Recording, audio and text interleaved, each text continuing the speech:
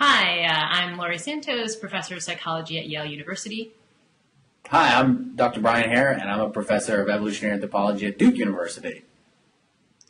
And today we are talking on the Mind Report. And I'm going to interview Brian today about some of his cool new work on ape and dog cognition, some of which he's talked about in his recent new book. I have this sort of picture here, The Genius of Dogs, How Dogs Are Smarter Than You Think. But I first want to get Brian talking not about dogs, but about some of his interest in ape cognition, which is a little bit closer to some of the work we've been up to in our own monkey cognition stuff. And one of my favorite things about Brian is that he's actually been apparently interested in animal cognition from a very, very early age. I just read online that Brian started being interested in ape cognition when he was 9 years old. Is this true, Brian, that you're an animal cognition expert from the ripe old age of 9? No, but I did. What happened was, what happened to a lot of people is I watched the National Geographic specials with Jane Goodall, and I was just like, oh my God, that's what I want to do.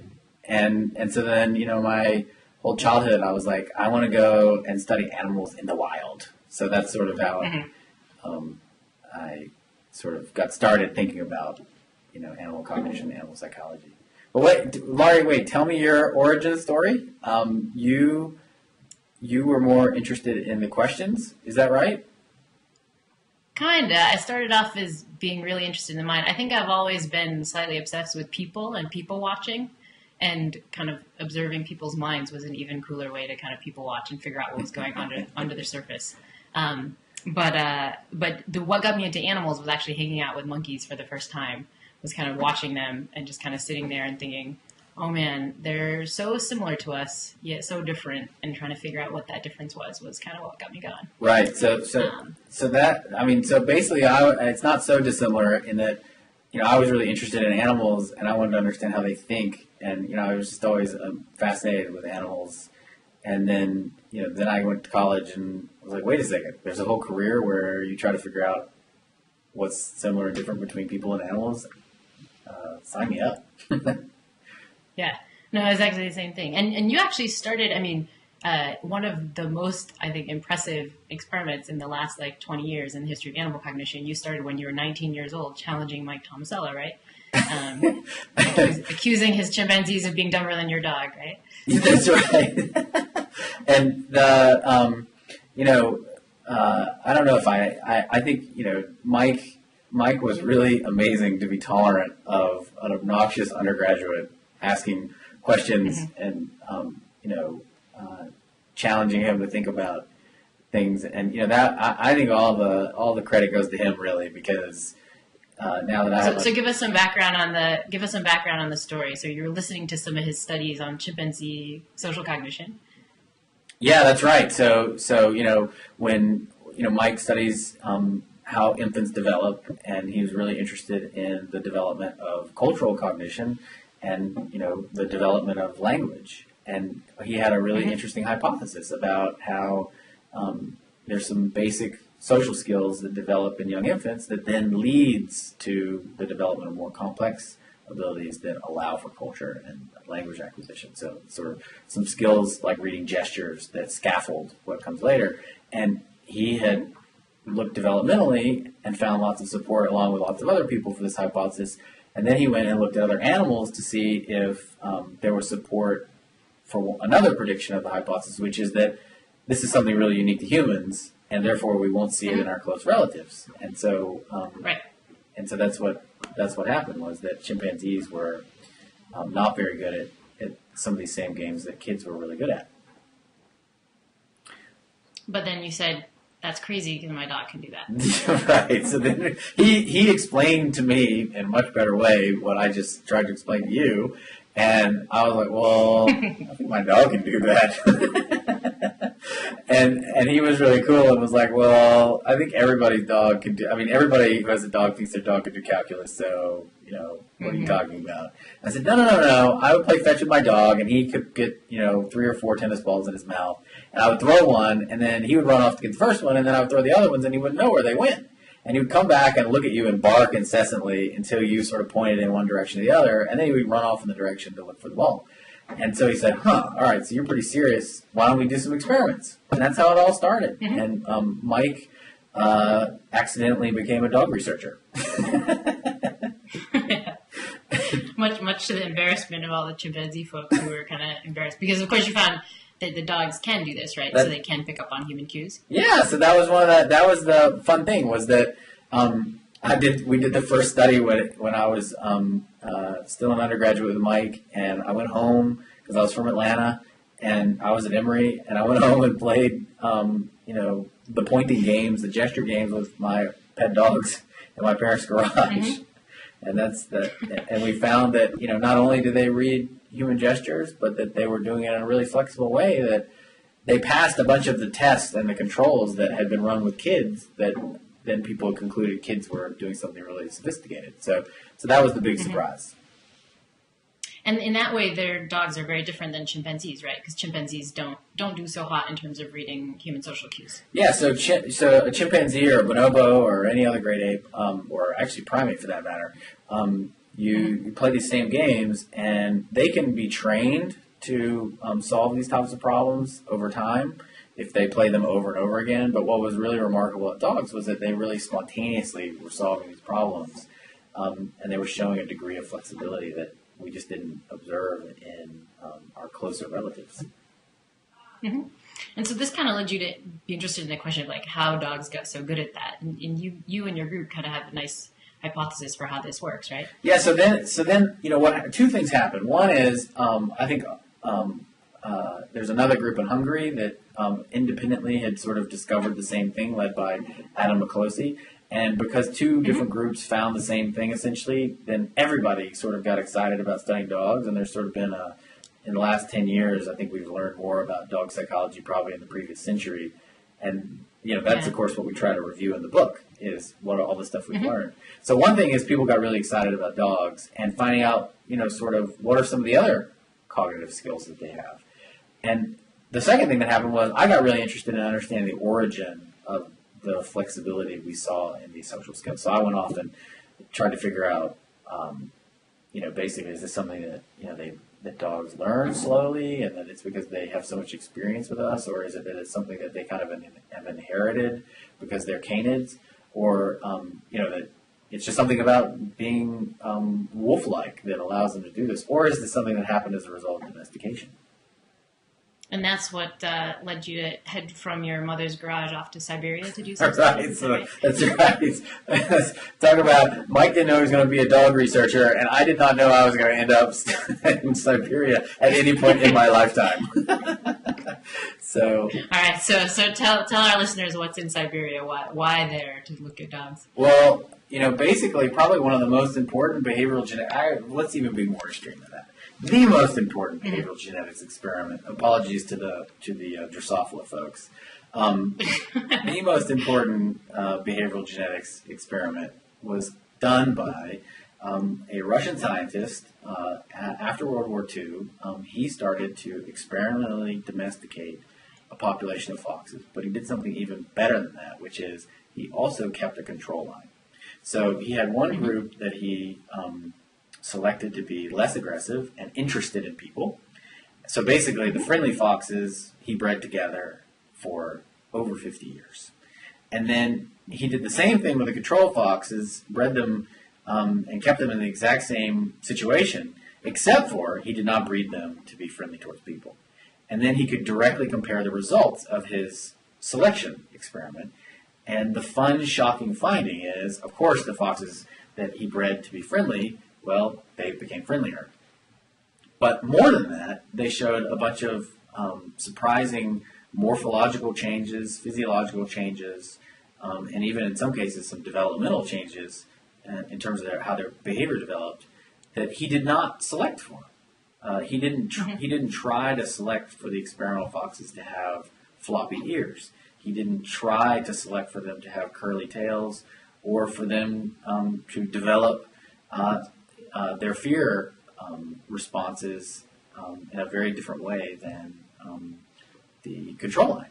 And so the punchline, the take-home message from this totally cool experiment is he basically figured out what domestication is, because those changes are, all those morphological changes are the signature of domestication. So it's just there's so many cool implications of the study, and we had to go and see if we could test the foxes and size up one of the hypotheses about why dogs were so good at using human gestures like children. And so the claim was that even though the domesticated foxes in the Baylev studies weren't selected to pay attention to human social cues specifically, pointing and eye gaze and all that stuff, maybe it kind of comes along for free, just like floppy ears. That's right. So one hypothesis was that domestication actually was what led dogs to have this unusual flexibility, but that actually it's not even intentionally selected for. It's a byproduct of domestication. Right. And so we went and looked at the foxes, and what we found was the experimental foxes that we looked at on some of the basic tests to look at how they understand gestural communication from humans. They look just like dog puppies. The control line looked like wolves.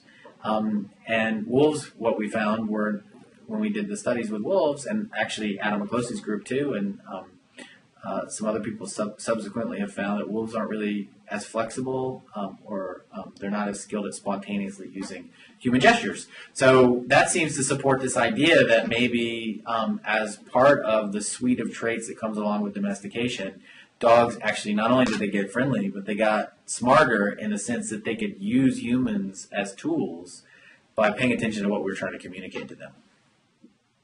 That's cool. And so do you think it's just a pure correlation, just kind of an accidental thing that came along for the ride, or do you think it's sort of part of a suite of traits that kind of comes along together when you domesticate a critter? Oh, that's a hard question. I don't know. What do you think, Laurie Santos? I don't know. I mean, one of the things that comes along for the ride is that you just get to be a more tolerant creature, right? I mean, my understanding of the Baylev studies is that you get kind of smaller brain size, but also like lower cortisol, lower reactivity. You just kind of become a less fearful critter, right? Right. Yeah. And so, sorry, go ahead. I was going to say, so there's a sense in which you just become a creature that's way less stressed out around other social agents, so you can kind of learn their cues and so on. That's what I thought you were going to say. Yeah, no, and that is what I would hypothesize, is that it's not.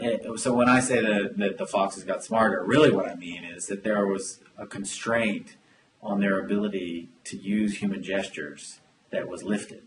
Because I think we know now that animals, I mean, even your work has shown beautifully that how sensitive rhesus macaques are, for instance, to using, all sorts of, social information to adjust to each other, and whether it's competitive situations or, other contexts. And I think we know in general mammals are very sensitive to the body language of other individuals when trying to make decisions. And so I don't think foxes are any different in that regard. I think what happened was a constraint was lifted. Instead of being afraid of people and running away, the experimental foxes want to interact with people. And because they want to interact with them, they use their old cognitive skills they use with each other, with their same species. They now use them with us. And so that then makes them smarter. Because we are giving them information that another fox can't possibly give. So I think that's how I imagine it happened. Nice. And you didn't take one home as a pet? No, you know what? A lot of people ask me that about, wouldn't these foxes, they sound so cute and wonderful, and wouldn't they make a great pet? It never occurred to me because they do two things that I think would make them difficult to have at home. One is that when you pick them up, they're very excited to see you. They wag their tail, they yip and bark, and it's totally adorable. But then they inevitably pee for joy. And it's not like dog pee. They have these scent glands. Scent glands. And they have musk. And so basically, you just have to be prepared to be kind of ripe all day. Yeah. After a fox has been happy to see you. And then the second thing they do is they still really love to cache food. And so your sofa would be full of bones and dog food or whatever it is you're feeding them. So I don't think I think dogs have been designed for millennia to be longer, the ideal partner. Yeah. But the tolerance study has led you to another population first that wasn't dogs, right? Because I think some of the tolerance hypothesis led you to look at another different ape species too, as well, right? Yeah. So I was studying great apes, but specifically chimpanzees, and trying to understand how they solve problems. And I was really interested in testing these ideas like you do about what is it that makes us unique and special. But then what was the big shocker from the Fox work was, I think most people, and myself included, 100%, is that, for nature to shape an individual or species to be smarter, natural selection has to actually favor smarter individuals. And then that trait, if it's heritable, is then passed down and it can go to fixation in a population. But what the Foxes suggest is actually there are lots of different ways to, quote unquote, become smarter. And one of the ways that you get cognitively more flexible is you just take a constraint away that reveals a sort of an emergent property of your intelligence. And so what a fun idea! What if we now think about human evolution? Fear is the constraint. So fear is the constraint, or over emotionality is the constraint, and then when it goes away, then we can learn all the social stuff. That's right. And so what if we think about human evolution? Okay, so we're really excited about all this amazing, fancy computational abilities that humans have, whether it's, thinking about the thoughts of others or understanding the physical properties of the world, or, amazing memory or abilities to plan, and obviously then there's language. So all these amazing things that humans can do. But most of those things rely on doing those things with other people. And how useful would all those new abilities be if you couldn't sit together with another individual and share the spoils of all that effort? You acquired more resources somehow using all this fancy cognition. And then you can share it with others as a result. But if you are not able to share, well then, what good is all that fancy hardware? Because by yourself, the power of human cognition is to take advantage of being in a large network of people who can do things together. And if you're so fearful or so aggressive or so intolerant of others that you can't take advantage of working together, well then, how could those abilities evolve? How could they be useful? What function would they have? And so, that was sort of what the Foxes made us start thinking, and then that led us to, well, wait a second, how could we actually test that idea?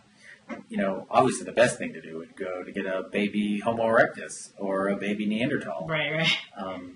And unfortunately there are none. So can we look at other close relatives in our family that may differ in terms of their tolerance? And we might be able to test some of these ideas. And that is the comparison between chimpanzees and bonobos. Mm-hmm. So for our listeners, I'm hoping everybody out there knows what a bonobo is by now. But just in case they've never heard that before, what's a bonobo? So I think the thing that's hard sometimes for people to appreciate is that we have two closest relatives, and that sounds funny, right? Because there can only be one number one. But it's sort of like having two siblings or two cousins, where your two cousins are equally closely related to you, but they're different from each other. One might be a male, the other one might be a female, but they're still equally closely related to you. And that's exactly how it is with bonobos and chimps. We have two closest relatives. They are sister taxa, so they're shared a common ancestor about 1 million years ago. But bonobos only live south of the Congo River, and they're only from one country, the Democratic Republic of Congo. And they have a very interesting social system that is very different than what we see in what our more familiar close relative, the chimpanzee. And so that's, sort of what makes bonobos so fascinating is that they, even though they are chimpanzees, they are a species of chimpanzee. They are our closest relative. But socially, they do something that both humans and chimps can't do, which is they don't kill each other. And they have a level of tolerance that we really don't even necessarily observe in our own species and in many contexts. So they're fascinating to study. So give me an example. Like, what's a spot where bonobos are kind of nicer to each other than we'd see in humans?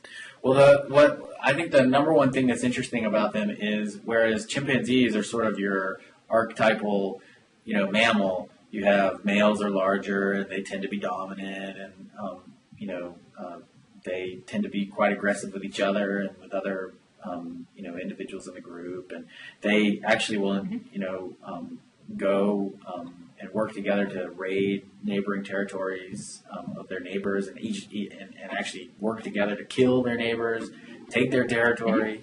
Bonobos don't do any of that. They have never been observed to kill each other, and when a male bonobo sort of tries to be a chimp male and dominate the group, then a bunch of females will get together and, as the Congolese say, correct them, and sort of explain to them why that's not okay. And meaning, basically, we girls don't let that happen, I guess. Right. And I think one of the things that's a misconception about bonobos is that people always say they're peaceful. They are peaceful in that they don't kill each other, but that doesn't mean that they're non-aggressive. If you ask the male who tries to be a chimpanzee if they're non-aggressive, I think he would give you a clear answer that, they're very aggressive. Yeah. But the difference is they don't use aggression to try to overpower everybody else in the group. And they end up using aggression basically to make sure that there's no one individual that can dominate everybody else. Yeah. And then they're also talked about in terms of using other kinds of social gestures to get group bonds to be sorted out and stuff, right? I think the stereotype of them is the sort of hippie, sexy primate. Is that right? Yeah. So obviously that's people are always delighted to discover that bonobos not only do they not kill each other, but they have their own form of handshake. And when they meet each other or when they're excited about something, they tend to exhibit sociosexual behaviors or genital rubbing, i.e. they have a lot of sex. And basically they're the best way to describe them is trisexual. They will try anything sexual. And they make the Kama Sutra pretty boring. Yeah, I think I once heard you say that they have a different social lubricant than humans. And that's right. Allows them to lubricate lots of situations. That's right. Their sex is their social lubrication, and I think that's where people start getting uncomfortable about what we can actually learn about ourselves from bonobos. But I think they think we're a little immature, honestly. But that's where some of your work, I think, has come in and taught us some interesting things, right? Because what you're seeing in bonobos is far more sharing than we see in chimpanzees, and possibly even more flexibility than we see in humans, right? Yeah. So some of the questions we've been asking is, okay, so given that they might be more tolerant, what does that then translate into? Is it like the foxes, where because they are tolerant with each other in a way that chimpanzees are not, does that then allow them to solve problems in a way that chimpanzees can't? And we found several examples where basically because they're able to share food in a way where chimpanzees really can't, that allows them to solve problems involving cooperation, where even though chimpanzees are really, really amazing at cooperation, unbelievably skilled, and they understand that they need to cooperate, they understand that they need help from somebody else, because they're so intolerant, if they view the food as monopolizable, meaning one individual could just take it all, then their cooperation really falls apart, even though they know they have to cooperate to win. Whereas bonobos, they don't really fall apart at that same moment. They're really good at they just keep cooperating, and even though somebody could steal all the food, nobody ever does steal all the food, and they just let everybody have some of it, and they just keep working together. So basically, they look more flexible than chimpanzees. Where do you think humans fall with that? Are we less flexible than the bonobos? More flexible? What do you think? Well, I think what it helps us understand is that, I think this is where somebody like Richard Wrangham has had, fantastic ideas on this topic and thought about it in a much more sophisticated way than even me. But what I think you can how you can think about it is that humans, when it comes to between group interactions, we're a disaster. I mean, we are the nastiest species on the planet, and just like chimpanzees, if we view somebody as not in our group, then we're horrible. But when we view somebody as like us or in our group, then I think we actually are more bonobo than even bonobos. I think that we are probably the kindest species on the planet. And so I think that what that's helped me understand is, the real puzzle will be, can we figure out what is it that drives, what's the biological basis for humans to have this unbelievable ability to be tolerant of one another? And where did it come from? But then how can it live in the same organism that then can be, have this even dark side than chimpanzees? Yeah, I mean, I think it's a fascinating question, even from the perspective of social psychology, right? Like, how is it that we can shut off these mechanisms that we usually use to be pro-social, to empathize with others, and so on, like in these contexts where we do horrible, horrible things to each other?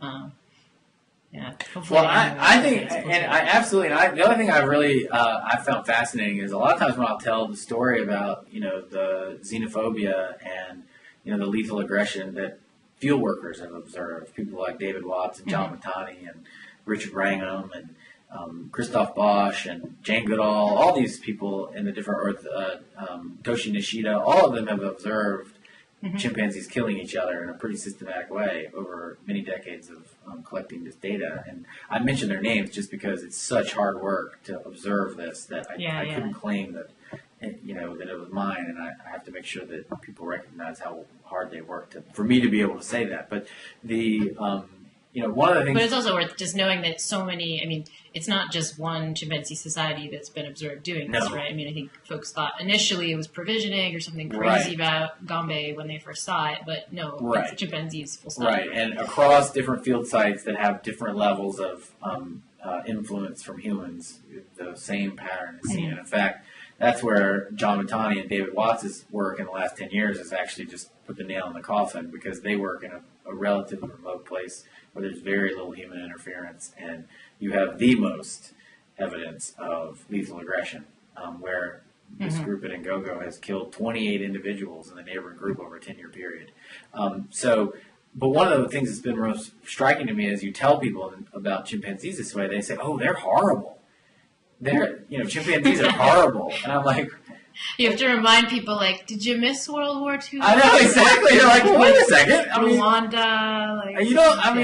Wait, time out. And I think what they're doing is they're saying, oh, they're not like me. Mm-hmm.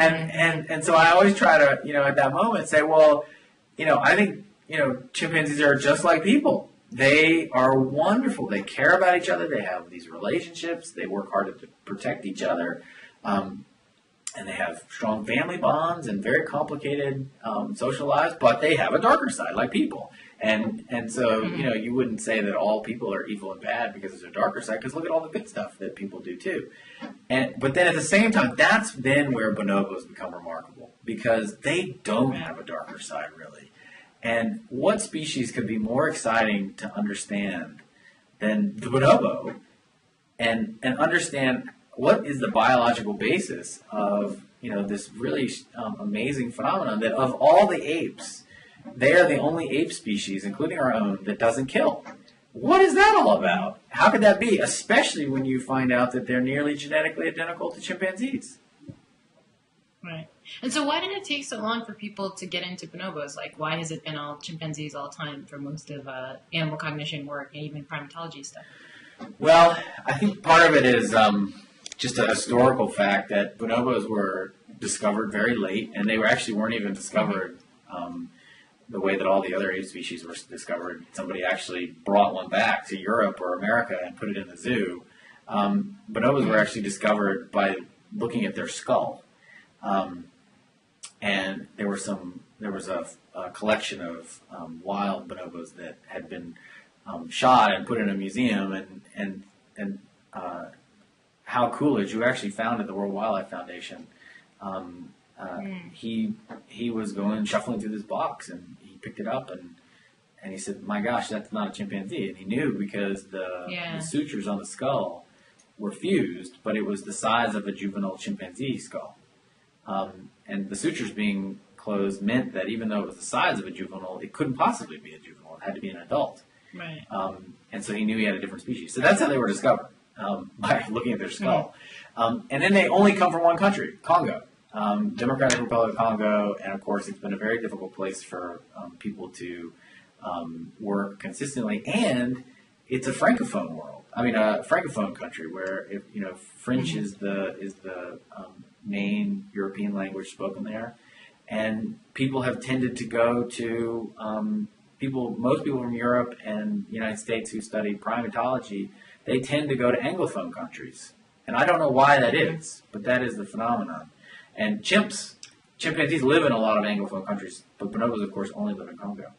And then the final reason is that chimpanzees have long been in laboratories, and they have long been in zoological societies, and so there's been a lot of them in captivity for people to study, and there's basically really no good place to study them, really in captivity. Which is actually one of my favorite pieces of your research, too, is that you're not studying these guys in captivity, which is sort of worth letting our listeners know, right? You've kind of developed an interesting way to actually study these guys doing the kinds of games that we play with them, but in a wild living setting, right? Or close to wild living. Right, and I mean, it's not unlike what you do with Kaio, where there's some free-ranging bonobos and chimpanzees that they live in sanctuaries in Africa. So we go to Congo, where they live, and they actually have indoor housing that they come into at night because, of course, they don't want to get rained on.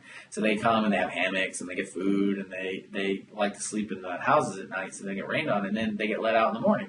And before they go out in the morning, we can basically say, "Hey, do you want to play some games and get some more food?" And generally many of them volunteer and say, "Yes, I would love to have some extra fruit and play these fun games."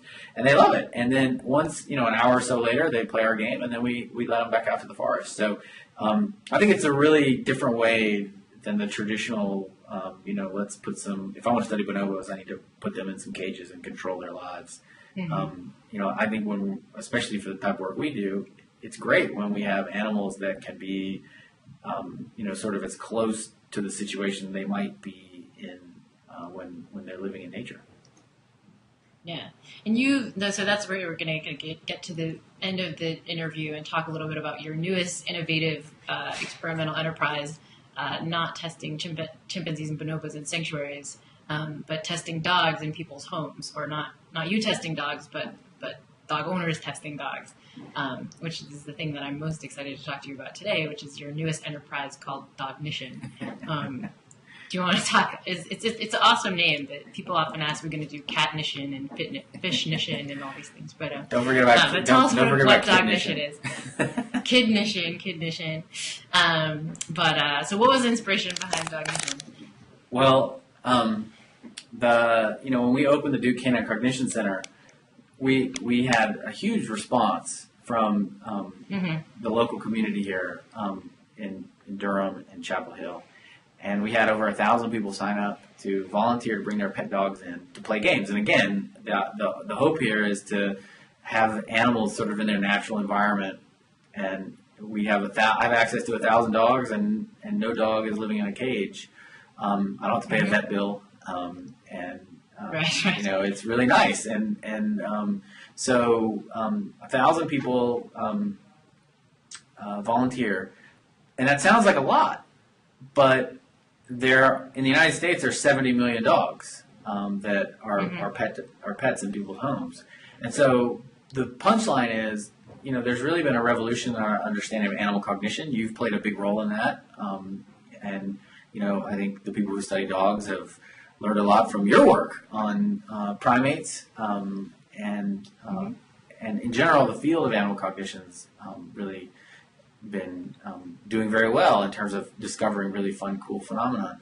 And dogs have, in the last 10 years, played a big role in that. And I think we're at the point now where it's not just that we can have people come in and play games at Duke in the Canine Cognition Center or at Yale, where you're doing dog work, but we could actually provide science-based games that are obviously based on things in the published literature that that people could play with their own dog at home. Because I mean, a lot of the games we play are not methodologically complicated, even though they're very we powerful. like to act like we're rocket science. We like to act like it's rocket science because we're at Duke and Yale and these places, but actually, it's a bunch of styrofoam cups and pieces of dog food, and it's low tech science, as it were. But, yeah, exactly. But I hear what you're saying. That's what I've tried to communicate to people is that science doesn't have to be hard. It's just the only thing that unifies all science is it's super powerful.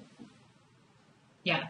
And it's really good. I mean, the other thing that you're getting at is just the demand for this stuff, right? I mean, as you know, we just started doing some dog cognition stuff at Yale, and we get phone calls all the time, like, when can I bring my dog in? I really want to understand, like, what are you guys learning? Like, tell me about what my dog knows. Like, tell me about what he's like both emotionally and in terms of its intelligence. So people really want to know, and we have these fantastic tools to do this stuff. Basically, we can't. It would just felt like, my gosh, if we could provide some of these games online for people to play with their own dogs, we could not only allow them to learn about their own, their own pets and enrich their relationships with the better understanding they have, but we could have a giant citizen science project, and we could reach so many more people and use dogs as, sort of an ambassador to our science. And get people excited about the cognitive revolution and cognitive science, and also evolution, where a lot of people are terrified of evolution, or they wouldn't listen if they knew that I was going to talk to them about evolution. I think when they find out that, hey, we took an evolutionary approach and this is what we came up with, is all these little games that you can learn more about your dog. It's like, wait, that's evolution. Right. I think that can, and that's science, right? This is science. I mean, I think even the public perception of science these days is not the kind of thing that's fun and the kind of thing that can teach you questions that you want to know. Like, I think just making it a little bit accessible so people people can realize that the scientific method isn't this incredibly hard thing. You can use it to get at simple things like, hey, what is my dog thinking, or what's my dog like? Exactly. And so the dream scenario that I always think about is the 12-year-old girl, it's raining, do I play video games or not? I'm so bored. Mom and dad like, oh, could we figure out something else to do that might be educational, that would really be exciting? And there's the poor dog who can't go play fetch either because it's raining outside. And hey, let's go do this Dognition thing. And everybody gets to find out that participating in science is kind of fun. And I hope we reach some people that way and get people fired up about science in a way that they wouldn't be able to normally. Because I mean, honestly, at least the way that and Laura, you tell me what happened with you, but I mean, the way that science was introduced to me is it's really hard. You better understand math, and you can be a physicist, a chemist, or a biologist. And if you're interested in animals, your choice is to be a vet or a vet. Exactly. And I just think that kids are so excited about animals, and the thought that you could figure out how they're thinking, and that there's just little games you could play. And you could contribute to a giant science endeavor where we're going to make discoveries and you can participate. I just think that, at least for me as a kid, I would have gone berserk. I would have thought that was the coolest thing. So Dognition opens on February 5th, right? Why don't you give us a sense of what people can expect? Because it's dognition.com. They will be able to go to the website once it opens up, and then what happens? Yeah, so you go to the website, and then you can sign up, and there is a fee. It does cost money, and the idea is that you're paying for the development of all the technology involved, and it's a huge team here. As a scientist, I was naive to what it took to start a company, and thankfully we've partnered with some really skilled folks who have put together a dynamite website. And so you sign up, and you will get instructions on how to play 10 different cognitive games that help you measure the strategies your dogs use in 5 different types of intelligence. So we're going to help you look at your dog's empathy, look at their strategies they use in terms of communicating with you, how cunning are they? So basically, do they try to use information that you provide against you sometimes? And then then we're going to look at their memory skills, and we're going to help you look at whether they're capable of reasoning. And I think that's, for me, kind of the most fun one for people is like, wait, what? My dog can make an inference? And that's one of the things we're going to look at is there are games that have been designed to test whether dogs can use inferential reasoning. And, in the end, by playing these games, you will learn your dog's cognitive style. What are the strategies your dog uses to navigate the world? And this is one of the fun things is, Laurie, more, with all your work hypothesizing about domain specificity in cognitive skills. That's one of the things I think we need to communicate is there are different types of intelligence, and they're not always correlated with one another. Right. And there are different cognitive strategies, and it's not always about are you smarter than the other guy. Sometimes it's, hey, here's my strength. And that's sort of what we're all about here at Dognition.com is helping people kind of figure out what is the strategy that your dog uses to navigate its world. And we're going to help you be able to see that. And it has lots of implications for enriching your relationship. And so in 5 years, where do you think the data from Dognition is going to go?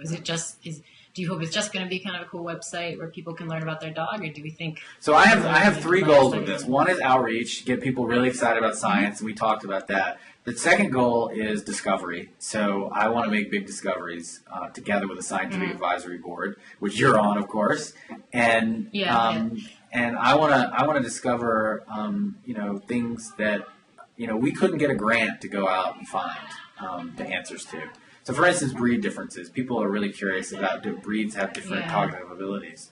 Well, there's no granting agency where they give me money to go find that out. And we need data from thousands of dogs. So this is the only vehicle to do that with. And then the third goal is funding.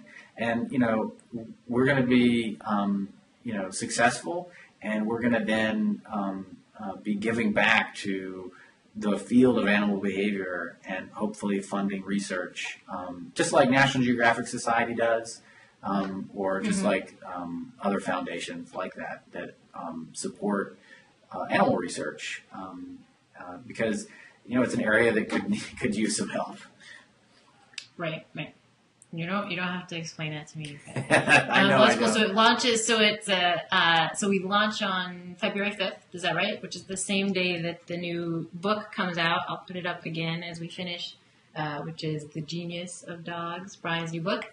But I think that's all we have today. Thank Brian so much for chatting with us, and hopefully maybe 5 years down the line we can check in again when we have millions of dogs in the Dognition database and see what we've learned. That sounds awesome. Thank you, Laurie. Cool. See you soon. Bye. Bye-bye.